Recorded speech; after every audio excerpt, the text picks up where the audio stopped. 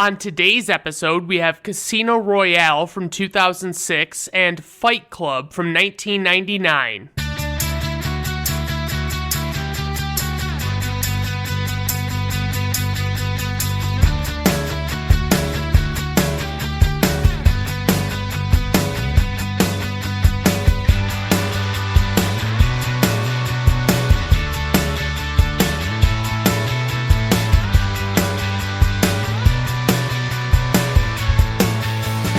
Alright everyone, welcome to Brandon at Random Reviews. I am your host, Brandon Griffiths. Thank you for stopping by. I do appreciate it. Today on the show, like I said, we've got Casino Royale and Fight Club, and I just want to clear the air. I realize that I already did a James Bond episode where I talked about all the James Bond movies, but I did make it a point not to talk much about Casino Royale because I knew I'd ultimately want to do an entire episode on it. So I feel the need to point that out because it's like, yeah, I mean, I get it. I covered James Bond a little bit, but this is a whole different thing. And it's such a different movie from the other Bond movies that I just had to give it its own time. So I guess that means we'll just start right off with Casino Royale, which was released on November 17th, 2006, directed by Martin Campbell. He also directed GoldenEye, which is another James Bond movie. It was Pierce Brosnan's first James Bond movie.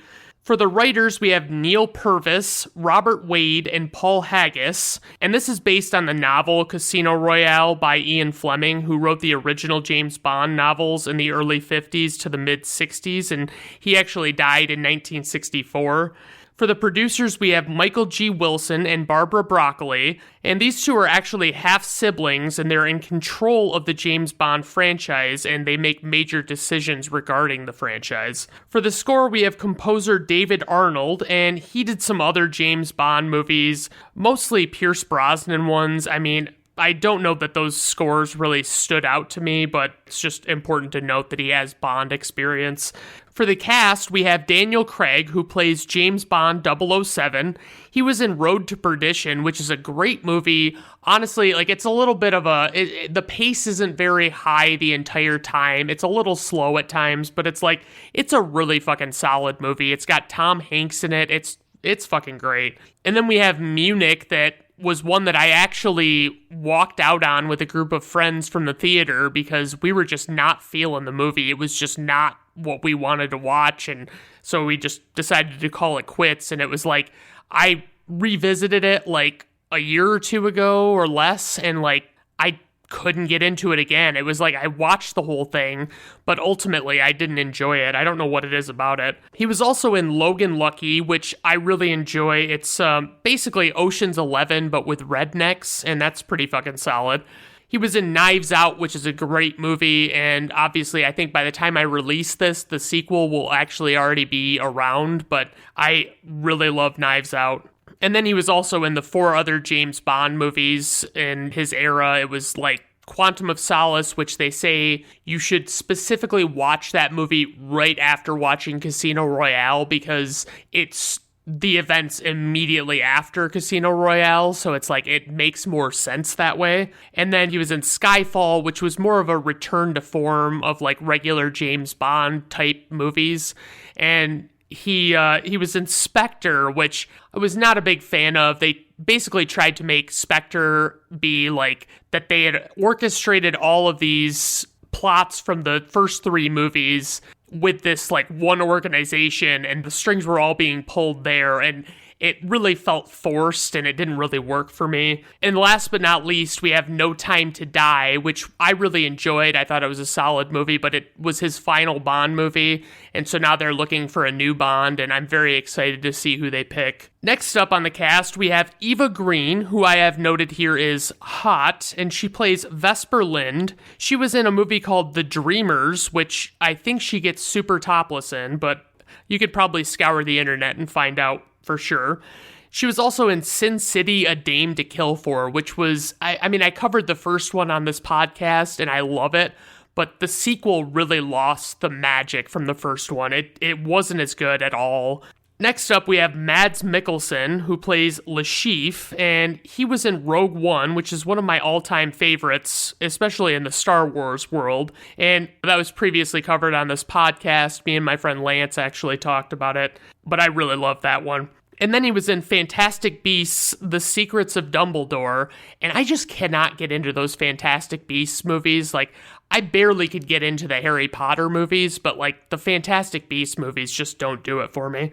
Then we have Judi Dench, who plays M, and she was in other James Bond movies, starting with GoldenEye. Then there's Jeffrey Wright, who plays Felix Leiter, and he was most notably in The Batman from 2022 with Robert Pattinson, and he played Jim Gordon in that movie, and that one was really good. For casting notes, producer Michael G. Wilson claimed that at one point over 200 actors were being considered for the role of James Bond. Among those considered were Carl Urban, Sam Worthington, Dougray Scott, Hugh Jackman, Gerard Butler, Ewan McGregor, and Henry Cavill, who was deemed too young at 22 when he auditioned, but Cavill later said that he was actually considered too out of shape for the part. But the list goes on, and it's a very high-profile role. I mean, a lot of people want to be James Bond, and a lot of people get considered for it. Daniel Craig initially rejected the part as he felt the James Bond movies had become too formulaic, but upon reading the script, he changed his mind. There was a lot of controversy surrounding the decision to cast Daniel Craig, and many threatened to boycott the new movie as they didn't feel that Craig fit the bill. They especially didn't like that he was blonde and they weren't going to dye his hair or anything. Which goes to show you that you need to withhold your fucking judgment when actors get cast in major roles like this. Like, he ended up being one of, if not the best Bond, in my opinion. Like, he's really fucking good. Then we have Angelina Jolie, Charlize Theron, and Olivia Wilde were among those considered for the role of Vesper Lynd, which ultimately went to Eva Green. For a plot synopsis, we have a secret agent discovers that an organization is funding terrorism and he must enter into a high-stakes poker game to keep the money from falling into the wrong hands. Alright, gang. Plot time. Alright, so this black and white opening to this movie just kicks so much ass. We basically get like this quick snapshot of the 2 kills that Bond has to get to reach 00 status. This is the earliest in his career that we've ever seen Bond. In all the other movies, he's already a 00 agent and he's got a lot of experience under his belt. Basically, all of the other movies before this had a much lighter tone in every way as well. He kills the guy Dryden, who was selling government secrets as well as his contact, but killing the contact ends with Bond shooting him, and it shows him shooting from the POV of the gun barrel, like in the classic Bond opening fashion, where the blood drips down the screen to start the movie. It's a great way to kick off this fucking reboot. I really love that they did that. Like, when you basically are like, what the fuck is this black and white shit that's going on? And then you get that, and it's like, oh yeah. Although, like I said, this one feels so different from all the other Bond movies ever, but it has moments that echo the old films as kind of like a fan service, basically. The theme song by Chris Cornell that we hear during this opening sequence is just okay, but it's nothing to write home about at all. Like, I put it on a playlist once, and I skipped it every time it came up, basically. Fun fact, this is the first movie since Dr. No from 1962, which is the first official Bond movie ever, where there were no nude dancing females during the opening title sequence. I'll be honest, this opening title sequence is kind of fucking weird, and I don't love it, but I don't hate it either. Then we get Mads Mikkelsen, who is a spectacular villain named Le Chiffre, and in my opinion, he really comes off super evil in this. He's doing this deal with a guy named Obano, who is heading up a group of terrorists, and we get this chase scene in Madagascar that is honestly incredible. Bond chases this man Malacca through a construction site, and they end up on these cranes very high up, and then they wind up at an embassy, and at the embassy, they set off an alarm, and a bunch of men go after Bond. Despite diplomatic immunity being a thing even I know about, Bond kills Malacca and causes an explosion in the embassy to get away. I can't imagine even having enough endurance to chase someone for over 2.5 minutes, if that, let alone what seems like an hour with the shooting and being shot at and everything. Like, it's fucking crazy. A little bit of trivia, the opening parkour chase scene took 6 weeks to shoot, and I would say it was roughly 5 to 10 minutes long, something like that. It's a really great chase sequence, as I mentioned. You do feel as though it's a more modern style chase scene than we've seen in previous Bond movies.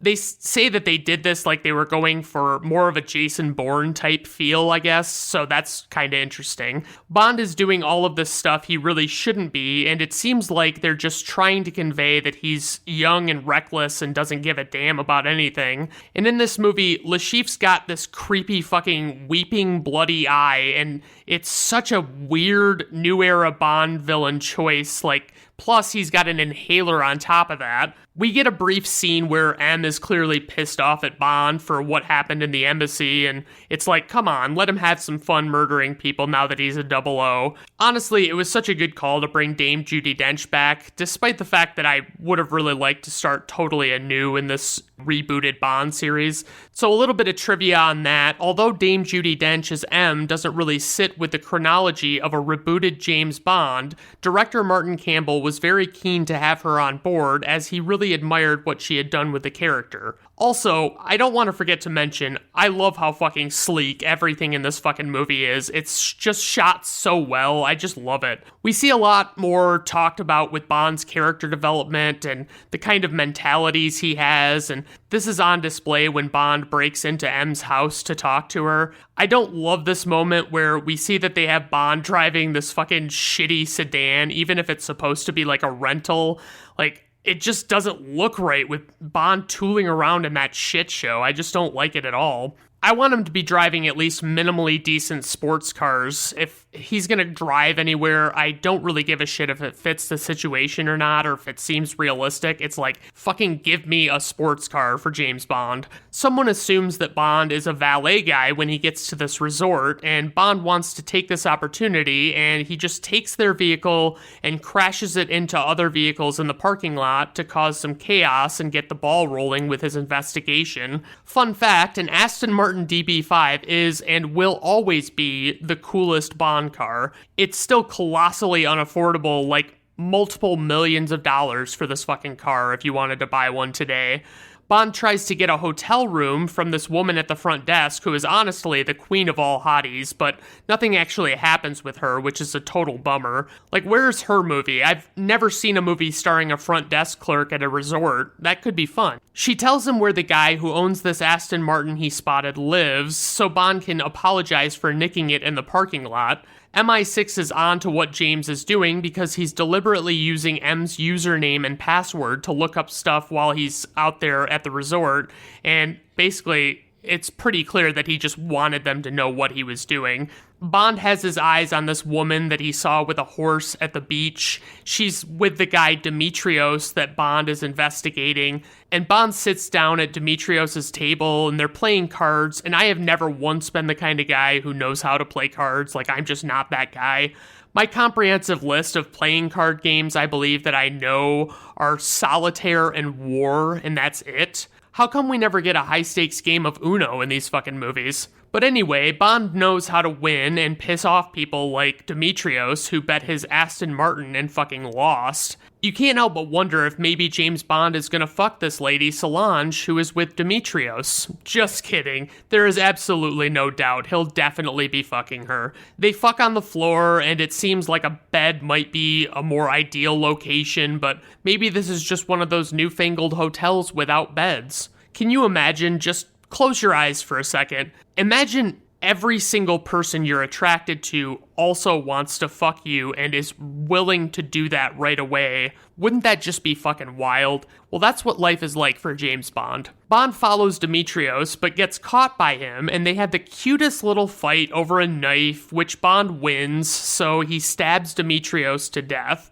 And somehow Bond just gets away with leaving the dead body laying there in this crowd. Like, they're at this exhibit, and it's just, there are all these people around. I don't understand why I'm supposed to believe that people wouldn't react to that. No one even gets curious or anything. If you watch closely, you'll spot Virgin Group CEO Richard Branson going through the airport security. Like, he had a little 2-second cameo in this movie. I mean, what a company name to hitch your entire existence to. Like, let's name your company after the thing that most people are desperate not to be. We get another chase, this time through the airport and on the runways and things like that. And as much as I love this movie, it does feel like the first act is approximately 90% chase scenes, including M yelling at Bond for aforementioned chase scenes. But God, are the chases definitely edge-of-your-seat thrill rides. I fucking love them. We see a cop car behind a jet's engine that is taking off, and the engine literally blows the car away, and I guess I didn't realize jet engines could do that, but I guess it kind of makes sense. After a lot of excitement, the chase is over, and Bond attached the explosive device to the bad guy he was chasing as Bond gets arrested, and the bad guy accidentally blows himself up without knowing that that's how it was going to go down. Apparently Solange, who Bond fucked on the floor like an animal, was tortured and killed, and M is there, and man, she seems, and this may shock you, she seems upset with Bond. M reveals to Bond that she's implanted a tracking device in his arm to keep an eye on him. So this is the setup we get for what I guess you could call the main plot of this movie. Le Chiffre is setting up a high-stakes poker game that Bond will have to play in because the plot dictates it to be so. Le Chiffre is going to use any of the winnings he gets for funding terrorism, and they want Bond to beat him so that won't happen. Like, I like that they went with this story and still managed to turn it into a thrill ride because if I recall correctly, the book was a tad slow. And it's at this moment that I realize that Eva Green is coming. Yes, I'm excited. I know I say this a lot, but I want to spend the rest of my life with her. A little bit of trivia, despite being second billed to Daniel Craig, Eva Green does not appear until 58 minutes into this movie. The back and forth between James and Vesper when she arrives is some of the best in the history of cinema. Like, they have so much chemistry.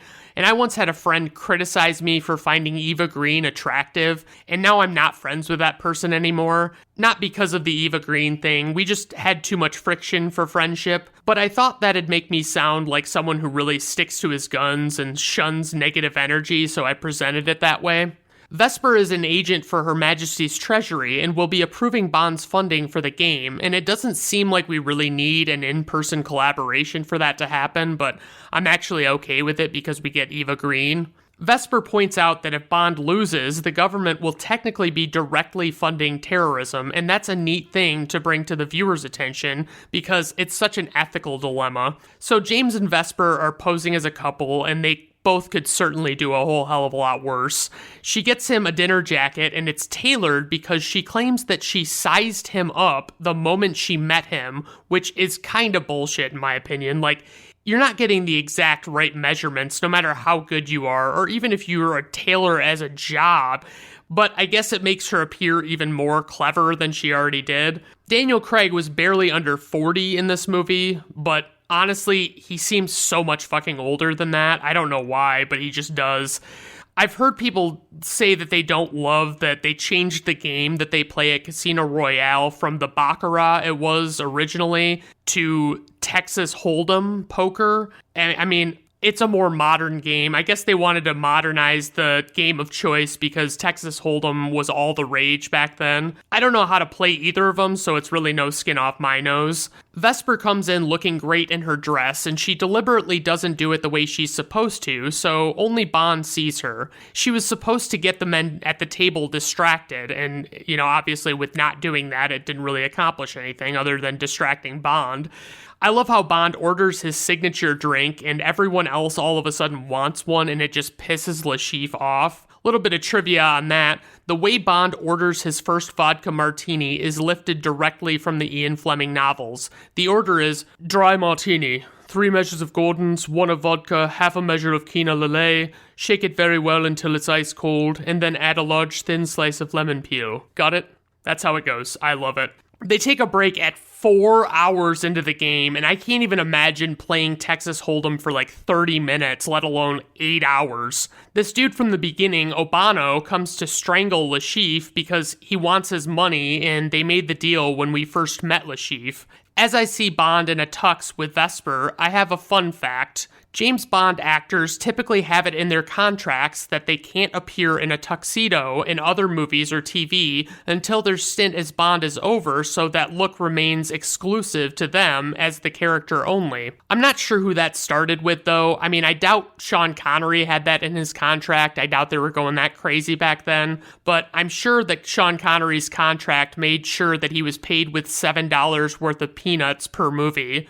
Bond figures out that O'Bono came for Le Chiffre, and he goes to the room and intervenes, and we get a big fight with Bond and the bad guys in the stairwell, and Vesper is there, but she's not like a field agent, so it's all a bit much for her, and she can't really help, and she actually kind of freaks the fuck out about it. Bond ends up finding her in a running shower, fully clothed, which is the first tragedy this film hurls at us. Little bit of trivia on that, in the shower scene, Vesper, played by Eva Green, was originally scripted to be wearing nothing but her underwear. Daniel Craig argued that Vesper would not have stopped to take her clothes off, and the scene was changed.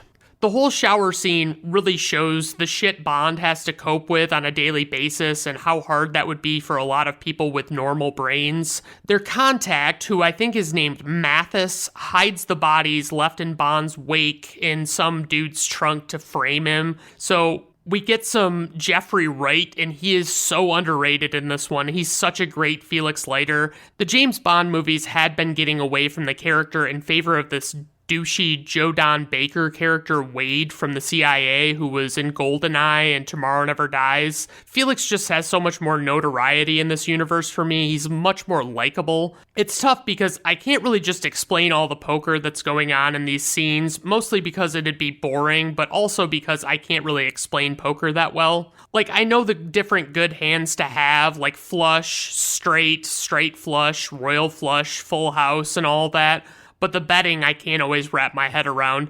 They think that they've figured out Le Chiffre's bluff, but Le Chiffre figures out what they think and uses it to his advantage, which is pretty fucking sneaky, honestly. James fucks up his whole game and needs more money to be approved by Vesper to get back into the game, but she won't do it. I love this moment where Bond comes to the bartender and says, "Vodka martini," and the bartender's like shaken or stirred, and he's like, "Do I look like I give a damn?" That exchange is this movie to all other Bond movies in a nutshell, basically. It's just kind of like, yeah, we're referencing you, but we're also kind of saying, fuck you, we're doing our own thing kind of thing.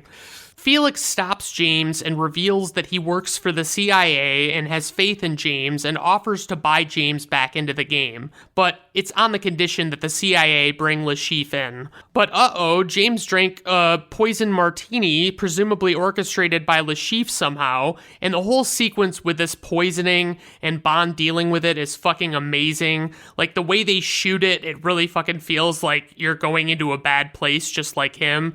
And he goes into cardiac arrest, and he has to administer himself a shot in his car and defibrillate himself back to life. He is literally gonna fucking die because the defibrillator is disconnected, and Vesper comes after he passes out and saves him. Then he just fucking shakes it off like a champ and goes back to the game. Bond's going all in on a 1 in a million hand, and this fucking contact that they have that helps them hide the bodies, Mathis, is like Mr. Exposition for what's happening in the poker game, talking to Vesper, but he's really just telling us. Vesper is just a character portrayed by a beautiful actress, but it's just like distracting how obvious it is that Mathis's explanation is just a service to the viewer. Like, it should have been subtler than that. James wins it on a straight flush, and apparently that was so statistically unlikely that it would make even the most reckless gambler cringe. A little bit of trivia on that, I looked it up, and the chances of holding a flush in Texas Hold'em are roughly 3%.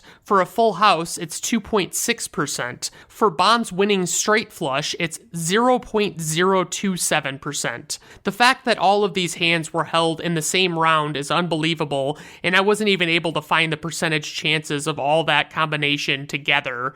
Bond and Vesper discuss some things over dinner after the game is over, and he figures out that she has a boyfriend of some sort, and she asks him if it bothers him when he kills people. He says he wouldn't be very good at his job if it did, She gets called away, and Bond somehow realizes something is up and walks out to find her, being kidnapped, it seems. He races in his car to find her, and she's laying in the middle of the road, and he has to swerve to miss her. And then we get one of the more incredible practical effects I can think of, where the car barrel rolls for a very long time. A little bit of trivia on that. In one afternoon's shooting, 3 Aston Martin DB9 cars valued at $300,000 each were destroyed for the car roll sequence. More about that, the car barrel roll stunt by the Aston Martin DBS broke the world record for the most barrel rolls assisted by a cannon. Originally, the racing specifications of the DBS meant that a standard ramp would not be sufficient to get the car to roll, so the special effects team were called in to install an air-powered cannon behind the driver's seat. This allowed the car to complete 7 full rolls. The stunt was officially entered into the Guinness Book of World Records on November 5th, 2006. And Bond is basically out cold after the whole accident, and some men come and get him and cut the tracker out of his arm. Lashif is there, and he reveals that Mathis was with him all along, and that's how he knew that they'd figured out his tell. So we get this gruesome torture scene where Bond is naked in a chair having his balls knocked around by what looks to be a bull mastiff's rope chew toy thing.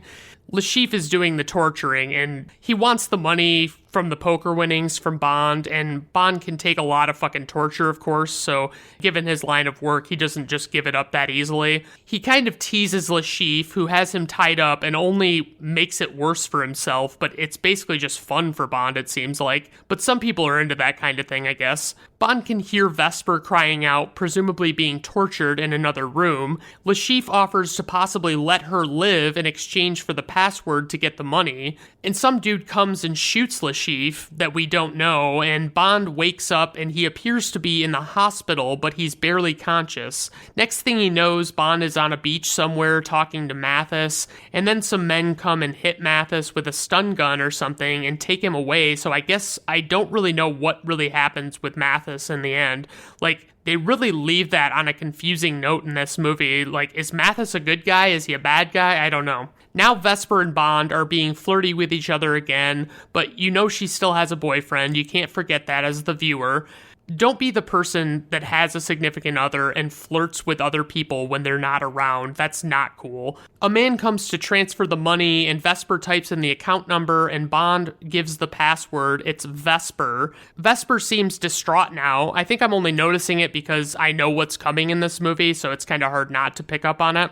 She tells Bond that if all that was left of you was just your smile and your little finger, you'd still be more of a man than anyone I'd ever met. Bond, of course, has to say, "That's because you know what I can do with my little finger." Bond and Vesper are clearly in love at this point, and Bond is 100% vulnerable. And so they go fuck because he is James Bond, and I've come to terms with the fact that I'll never look like Daniel Craig does in a Speedo, and I can't really just bring myself to even wear a Speedo to begin with, let alone look like him. Bond tells Vesper that he does love her and he wants to run away with her, and it all explains so much about his character, especially the way he is with women and all the other stories. They fuck again. I mean, I'll keep you posted as they keep fucking. In retrospect, Vesper really lets herself get carried away leading Bond on like she does. Like, she really digs herself a hole in this scenario. She's leaving to go to the bank, and you just know it's not going to end well. M calls Bond to ask when they're transferring the money, and Bond immediately knows something is up because it should have already been transferred. He's too late to catch Vesper at the bank, and it's like, fuck, she did really do him dirty on this one. Bond's investigating and looking around, and he finds Vesper handing off the money, but he gets seen, and the men taking the money say they'll kill her, and like a pimp, Bond says, "Allow me," because he is fucking pissed. Bond shoots some tanks that look like inflatable raft tubes, and it sets off a chain reaction that is sending an entire building underwater, but kinda slowly at first. So I looked this up, and apparently old buildings like these on the water have actual flotation devices on their lower level that somehow keep them at the right level and not just diving right into the water. Vesper is trapped in a locked elevator that basically serves as a cage, and Bond finally gets to her, but he can't undo the lock, and Vesper says, "I'm sorry, James." Then she's completely underwater, and he can't save her from drowning, and it's fucking heartbreaking, just the whole thing as it's unfolding. It's just devastating.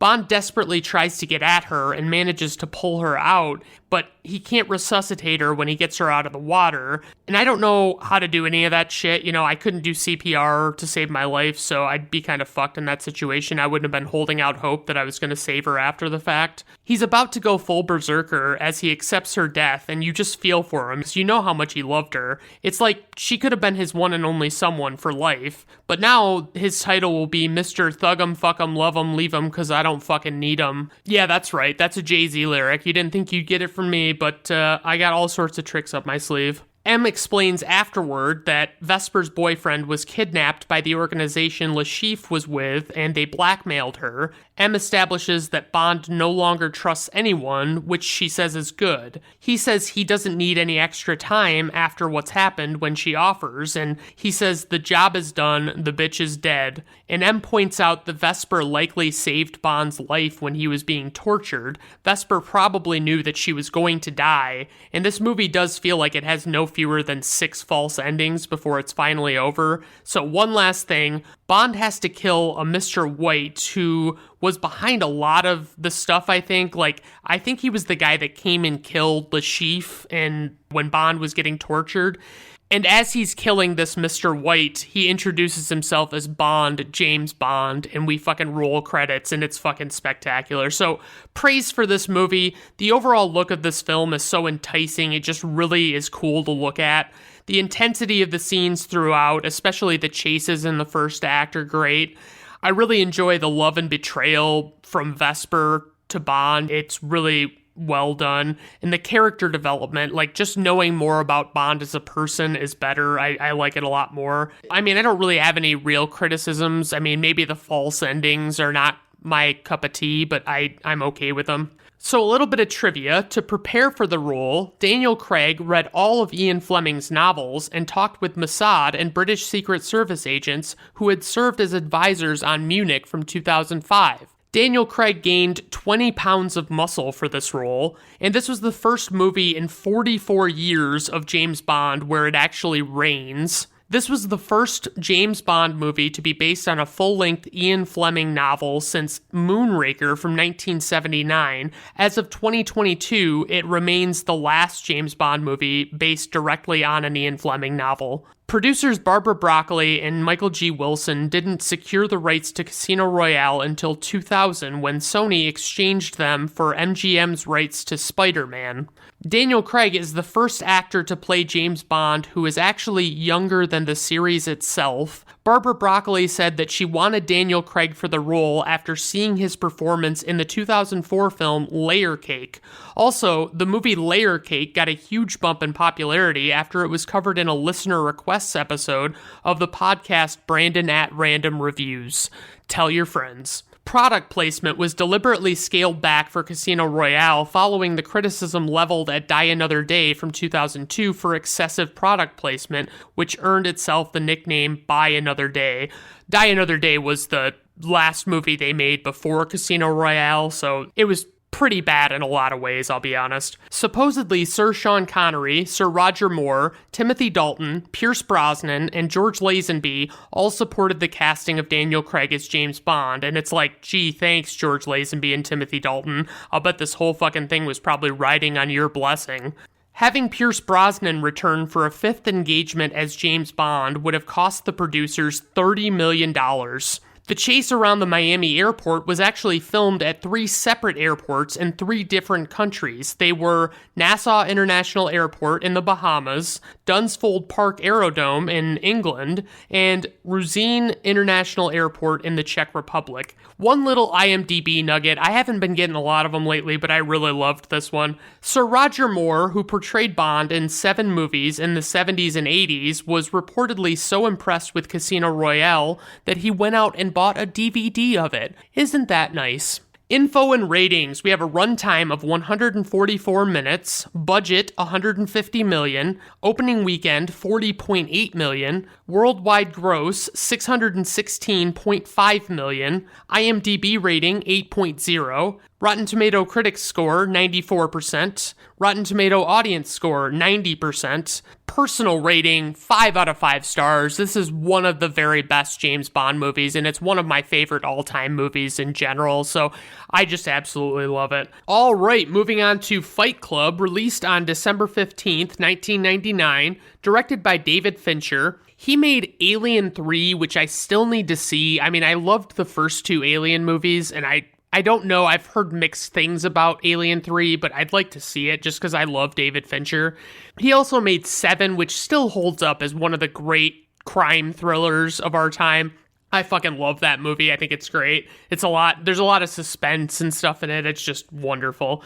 He also made Zodiac, which is about the Zodiac killings from the 1960s, and that one is super fucking suspenseful too. I really fucking love that one. And he also made Gone Girl, which actually is either, it might have already been released or it's soon to be released. I've covered it on this podcast, and you'll be able to hear more about what my thoughts are on Gone Girl in a little bit.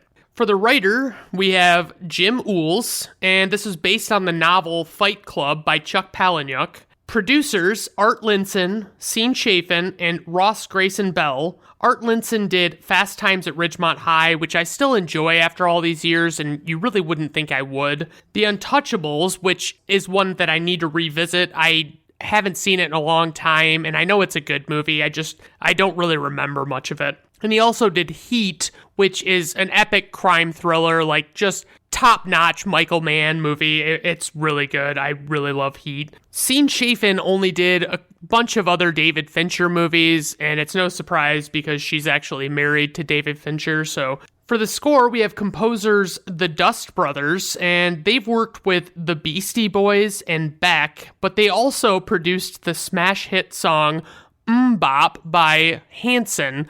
And I gotta tell you, if you told me like, hey, you remember that movie Fight Club? You remember the music that they have in it? It's pretty dark and all that stuff. Well, what if I told you that there is a song that they did that is gonna just fucking knock your socks off?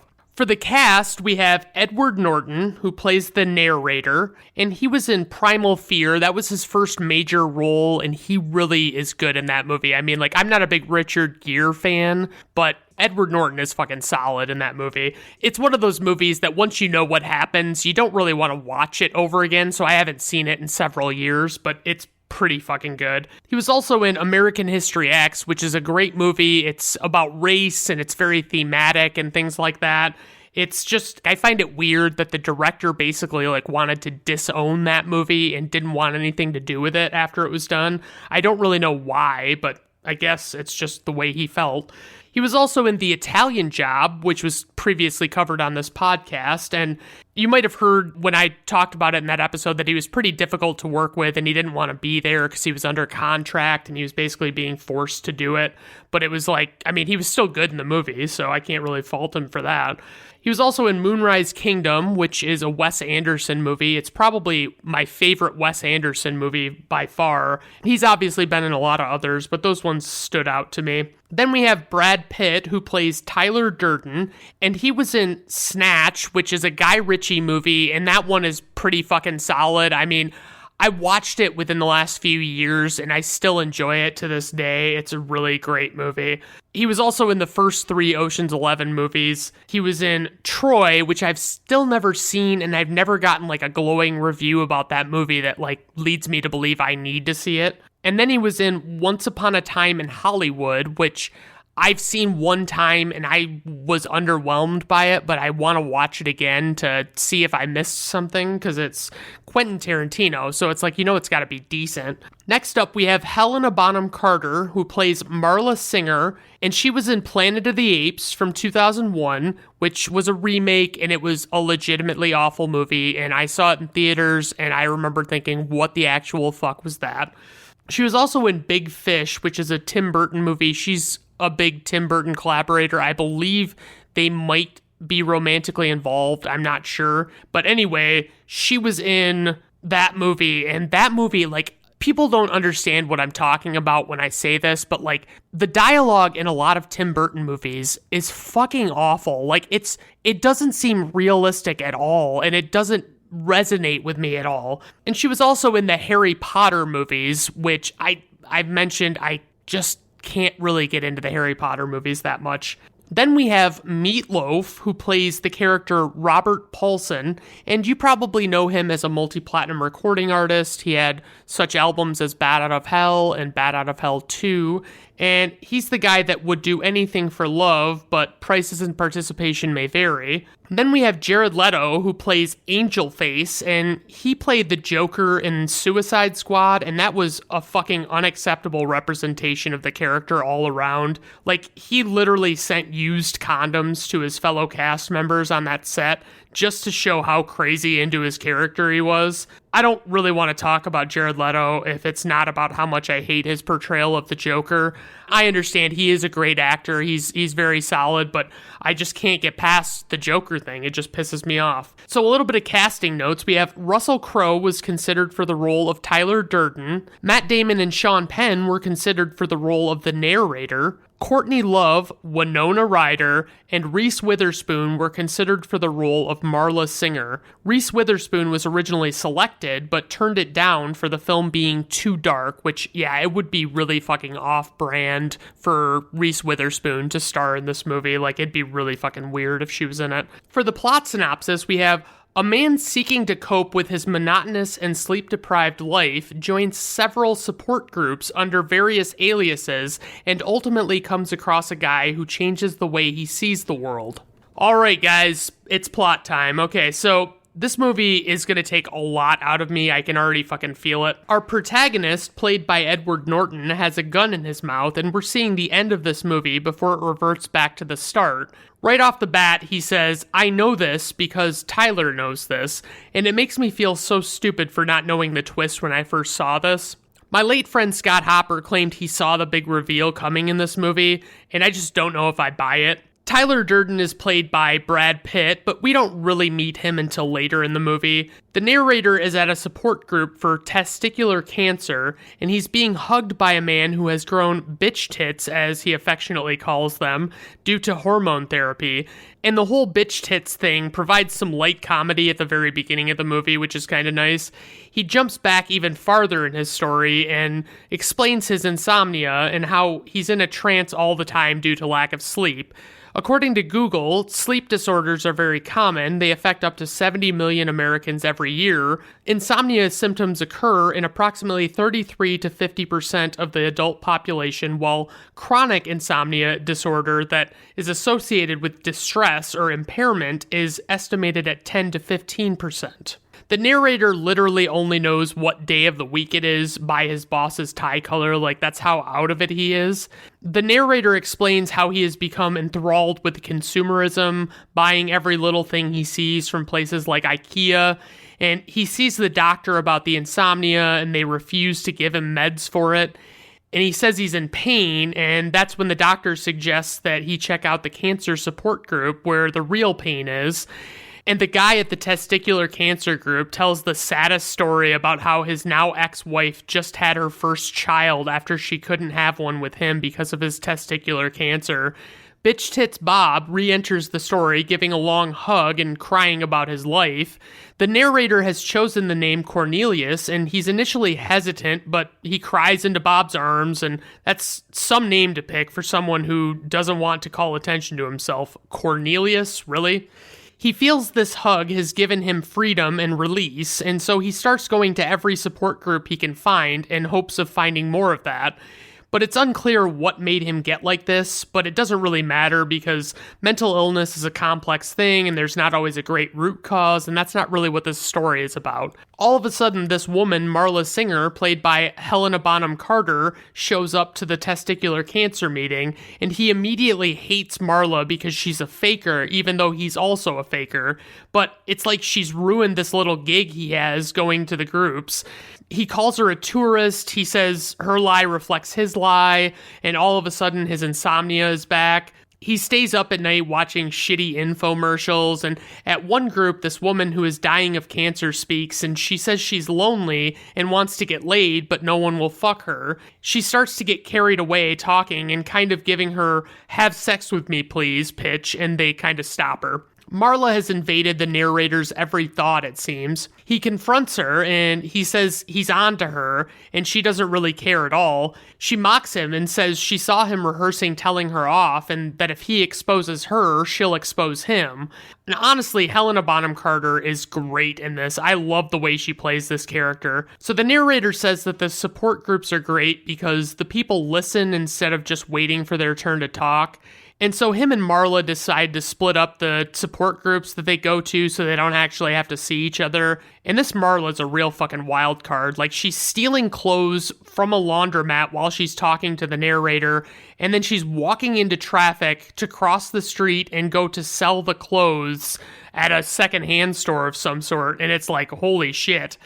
He suggests that they should exchange numbers in case they want to switch nights sometime, and I guess that would make sense. I should mention that our narrator is an automobile recall specialist. He travels all over inspecting cars for defects and warranty claims after accidents and whatnot, and he loses all track of time as he crosses time zones and catches different flights all over the place. He talks about his single-serving life where everything is an individual one-shot use. He looks at some gruesome wrecked cars and explains how they calculate when to actually do a recall, and explains it all to this horrified woman next to him on a plane. All of a sudden, he's sitting next to Tyler Durden. He plays someone who might be the coolest person you should never really fully want to be ever. His interaction with Tyler is unlike any other he seemingly had, and Tyler's very honest and sells soap and shares wild tidbits like how to make homemade napalm. A little bit of trivia, at a certain point in the movie, Tyler Durden was originally going to recite a workable recipe for homemade explosives as he does in the novel, but in the interest of public safety, the filmmakers decided to substitute fictional recipes for real ones. Tyler gives him his card for the fuck of it, and he's off. We don't know what's going to happen next. The narrator gets stopped at baggage claim because his suitcase was vibrating, so they had to confiscate it and inspect it for bombs. And they say it's usually like a dildo or a vibrator when that happens, so they kind of tease him a little bit that maybe he has a dildo in his bag. He leaves the airport and comes home to find out his apartment has exploded and he lost everything he owned on top of not having the suitcase even. It's pretty cool how they explain how the explosion might have occurred. Like, they do these really cool shots of the individual things, and like the pilot light might have gone out in the stove and filled the apartment with gas, and then when the fridge compressor kicked on, that might have been how it was ignited. It's pretty cool. They just kind of show that whole process. He calls Marla first, but hangs up on her to call Tyler, and they really go to such fucking great lengths to not give the narrator a name. Like, he jars Tyler's memory by reminding him who he was on the plane, but he can't just say, "Hey, it's Fred Andrews, you remember me from the plane, right?" Tyler and our protagonist talk about what happened to his stuff in the fire while sitting at a bar. He seems so distraught, like he'd almost bought everything that he needed, basically. And we get this great fucking quote from Tyler. He says, "Fuck Martha Stewart. Martha's polishing the brass on the Titanic. It's all going down, man." Tyler is very anti-materialism, super minimalist type of guy, and he has a lot of interesting viewpoints on life. He says the things you own end up owning you, and as they're leaving, the narrator suggests he might be getting a hotel, and Tyler tells him to quit bullshitting him and asks to stay with him, so he asks, and he does. Then all of a sudden, Tyler asks the narrator to hit him as hard as he can, but first, we get some backstory on Tyler, and it is basically explained that Tyler is a projectionist at a movie theater, and Tyler splices single frames from pornos into the movies there, so that, like, you just get this tiny little glimpse of this porno at the height of the most important part of a movie. It's like you think you saw something, but you don't know. This movie actually does something similar to that. It splices individual out-of-place frames in, but you actually have to watch really closely to catch them. Tyler also waits tables at a restaurant where he taints the food with his bodily substances substances for the fuck of it. And back at the present, after much reluctance, the narrator hits Tyler as hard as he can in the fucking ear. Then Tyler hits him back, and they start to realize the experience is very therapeutic for some reason, and they end up really enjoying fighting. So they go back to Tyler's place, and it's a fucking rundown as shit old house, and just like nothing seems to fucking work in this house. The plumbing is terrible, like it's dirty water, and the electrical doesn't work, and all sorts of shit like that. Like, I could never sleep a night in this house. I could never get comfortable enough, let alone, like, actually live there. Sometime later, they're back at the bar fighting outside again, and some guys see them, and they want to join in, and the crowd seems to grow every night, which I could see people wanting to get in on. It would be pretty fucking interesting. They're drunkenly hitting golf balls off the roof at one point, and a little trivia on that. In the short scene where Brad Pitt and Edward Norton are drunk and hitting golf balls, they really are drunk, and the golf balls are sailing directly into the side of a catering truck. At work, the narrator can't focus, and because of all the fighting, he's having trouble hearing and stuff, and they talk about their life experiences, the narrator and Tyler. Tyler says that his father told him once to get married as the next stage in a series of life accomplishments, and Tyler says, "We're a generation of men raised by women. I'm wondering if another woman is really the answer we need." The fight club is growing to a couple of dozen people, and it gets broken up by the police, so they decide to find a place to have the fights on the regular. And this movie is so fucking dark this entire time, like dark in tone and dark in overall look. It's fucking crazy. We get the awesome rules of Fight Club, which start off with, you do not talk about Fight Club and you do not talk about Fight Club. All of these different people from different backgrounds are coming there and then not talking about it at work or wherever else. And I just feel like this would be a lot harder for them to get up and running than it was for them. But it does seem like it'd be amazing in a certain way. And honestly, watching them groom themselves with this fucking dirty-ass water at this house just grosses me the fuck out. Marla calls after a couple of months and wonders why the narrator hasn't been going to the groups, and she tried to OD and called him just to talk to see if she might just die while talking to him, I guess. So he basically leaves the phone off the hook while she's talking and walks away. And I gotta say, Helena Bonham Carter is so fucking mystifying in this. A little bit of trivia. Brad Pitt and Helena Bonham Carter spent 3 days recording orgasmic sounds for their unseen sex scenes. A little bit more trivia. The sex scene between Tyler and Marla was shot using the same bullet time technique used in The Matrix from 1999. Still cameras were set up in a circle around the bed, and each one would take a single shot in sequence.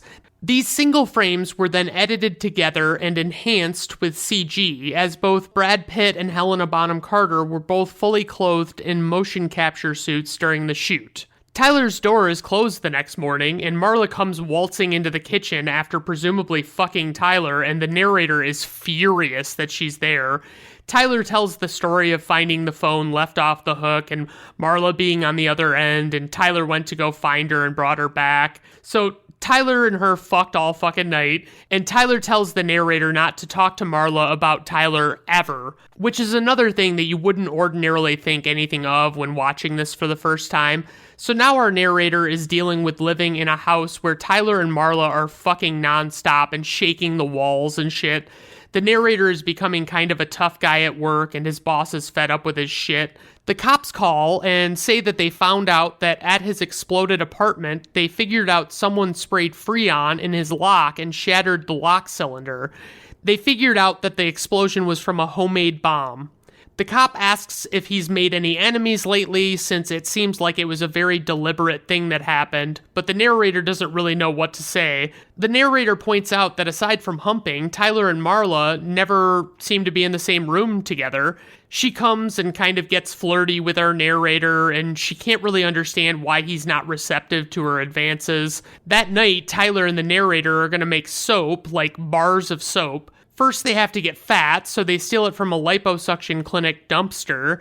Then we get this scene where Tyler puts chemical burn on the back of the narrator's hand, and it is fucking rough to watch. Like, he's in a lot of fucking pain, and basically Tyler won't neutralize the burn until he lets go and frees his mind. The narrator gets caught making copies of the Fight Club rules at work and gets very intense about defending himself to his boss and writes it off as someone else's shit. His boss is clearly fed up with him by this point, and Marla calls the narrator to have him do an at-home breast exam on her because she's freaking out about having cancer. She appears to be all good, and the relationship dynamic is so weird with Marla and the narrator. But as he's leaving Marla's, he runs into Bitch Tits Bob, and it turns out Bob has gotten into the Fight Club thing, and it's happening on nights that the narrator doesn't even know about. I really like Meatloaf in this movie. Like, he does do a really good job. Like, I didn't realize he was such a good actor. So the Fight Club is growing in popularity, it seems, and Tyler points out that it means that the members have been talking about it, which they're not supposed to do. And God, I really fucking hate Jared Leto. This is where he, like, makes his debut, and as soon as I see him, I'm just fucking annoyed. These men come and break up the club in this basement, and it turns out that it's the guy who owns the club, named Lou, that they're using the basement of. Lou wants them out, but Tyler says he has an arrangement with the guy who works there, and they use it for free. Tyler suggests that Lou and his men join the Fight Club. Lou's big friend starts wailing on Tyler, and Tyler starts doing the creepiest laugh ever as he just takes this fucking beating. It's so unsettling to watch. Ultimately, Tyler scares Lou into leaving them alone, and it's probably one of the more definitive moments of this movie. You're starting to wonder who this Tyler might actually be and what's going on with him. Tyler assigns everyone in the club to start a fight with some random person and lose, and we get a hilarious sequence of a couple of fights being started. Like, this guy is like hitting some dude with a hose, like he's spraying him with a hose, and it's like he's trying to get him to fucking fight him, and it's like he doesn't want to. And the narrator points out that it's pretty difficult to actually start a fight since most normal people don't actually want to fight and they'll avoid it at all costs. The narrator sits down to talk with his boss, and he decides that he wants to blackmail him with what he knows about the car standards within their company. He says that he'll keep his mouth shut in exchange for his regular pay without having to work. Then our narrator starts kicking the ever-loving shit out of himself with the intent of framing his boss for that too.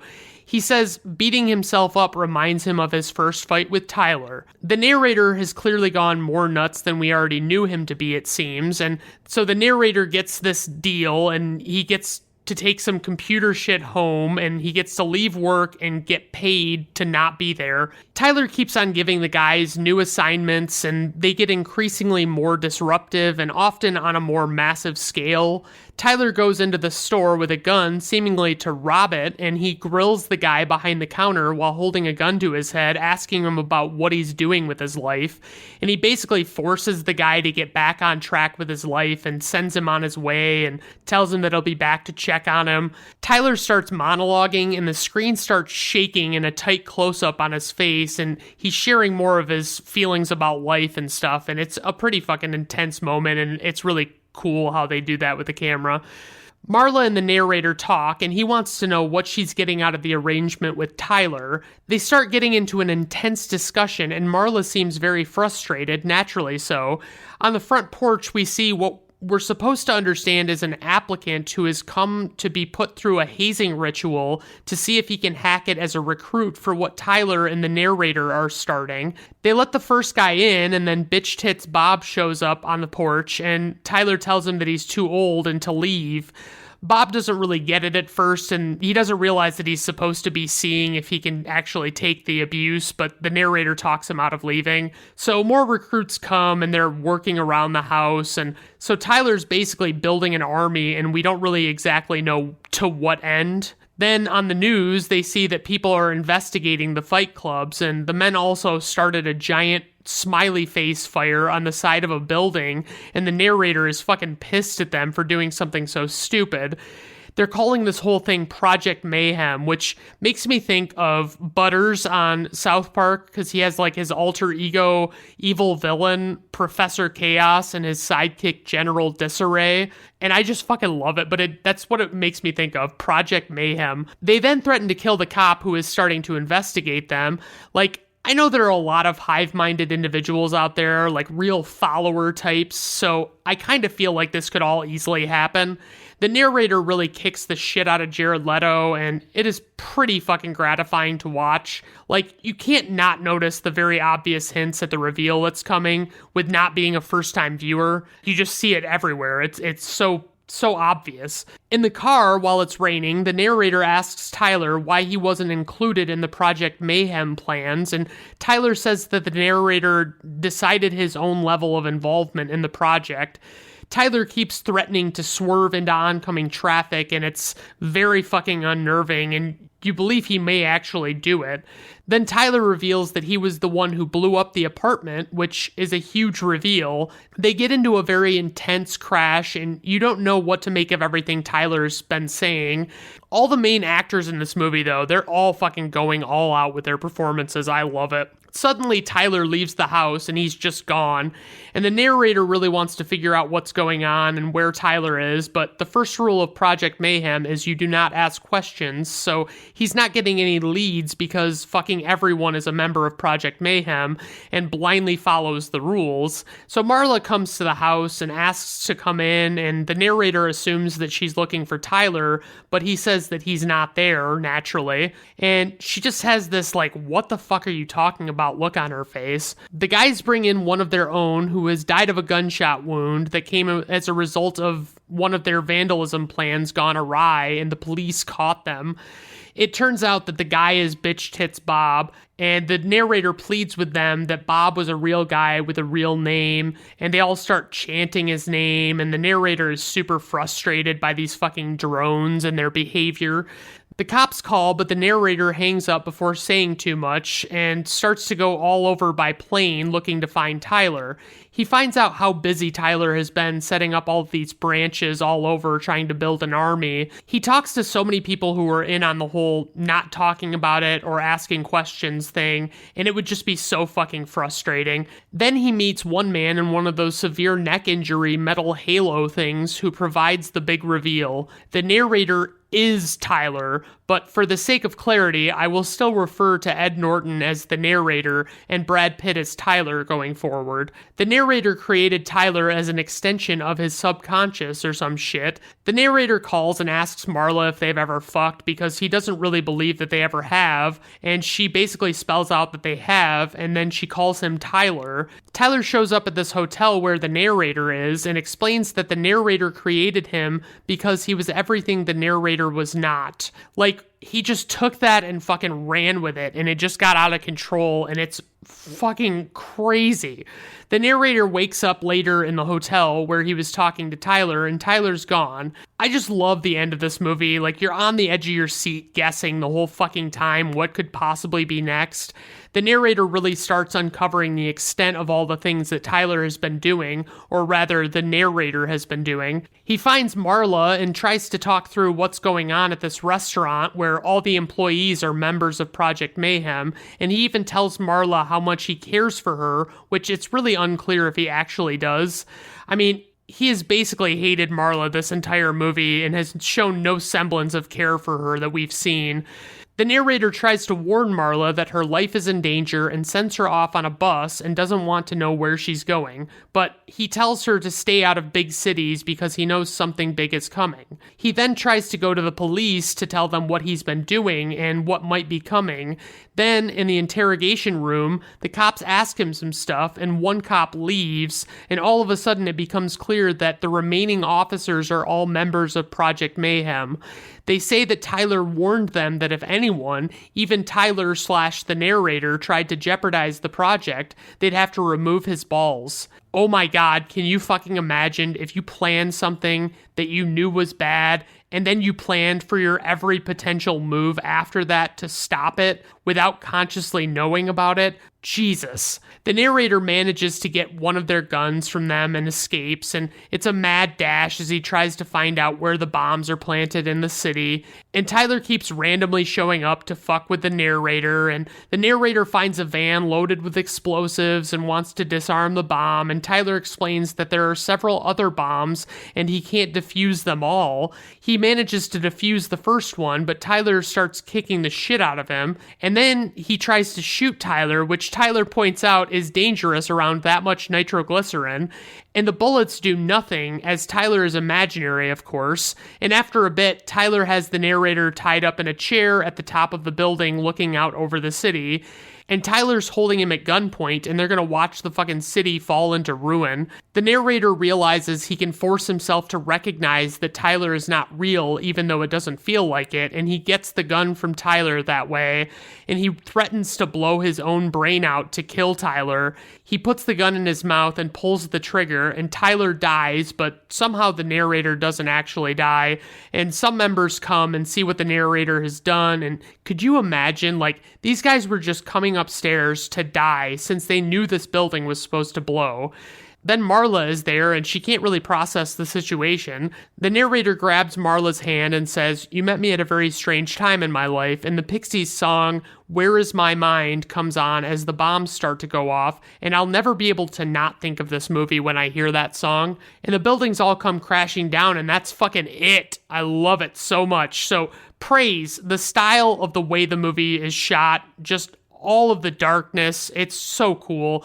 The three main performances are top notch, and the balls to the wall storyline where you never know what's next in this, it's fucking wonderful. I don't really have any criticisms. I mean, I don't watch this movie as much as I used to because I think like the shock value of the actual movie wears off. It's not quite as, it doesn't have that like same initial hit, obviously, like once you know what's coming. So for trivia, I thought this was pretty interesting. So author Chuck Palahniuk first came up with the idea for the novel after being beaten up on a camping trip when he complained to some nearby campers about the noise of their radio. When he returned to work the following Monday, he was fascinated to find that nobody would mention or acknowledge his injuries, instead saying such commonplace things as, "How was your weekend?" Palahniuk concluded that the reason people reacted this way was because if they actually asked him what had happened, a degree of personal interaction would be necessary, and his workmates simply didn't care enough to connect with him on a personal level. It was his fascination with this societal quote-unquote blocking which became the foundation of the novel. Author Chuck Palahniuk also has stated that he found this film to be an improvement on his novel, which is super fucking rare, especially coming from the author himself. Edward Norton lost 17 to 20 pounds for this role after having to beef up tremendously for his role as a neo-Nazi skinhead in American History X from 1998. Director David Fincher shot over 1,500 reels of film, more than 3 times the usual amount for a 120-minute film.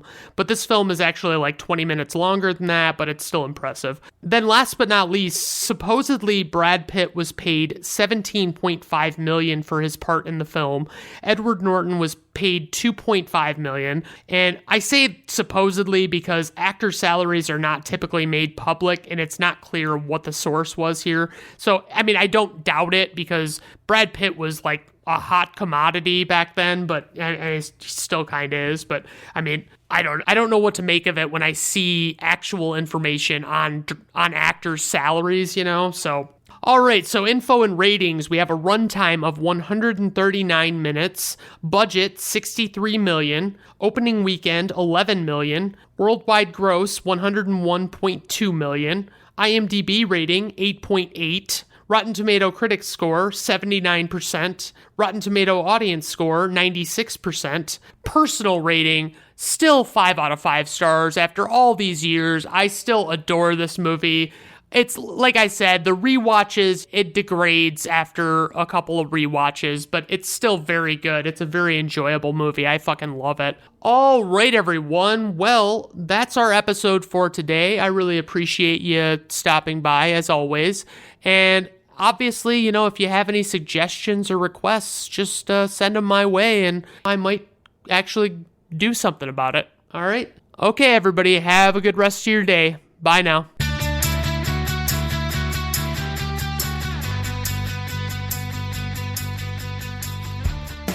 Brandon at Random Reviews is written, recorded, produced, edited, and engineered by Brandon Griffiths. The theme music is performed by Augusto Diniz and was acquired by way of Fiverr.com.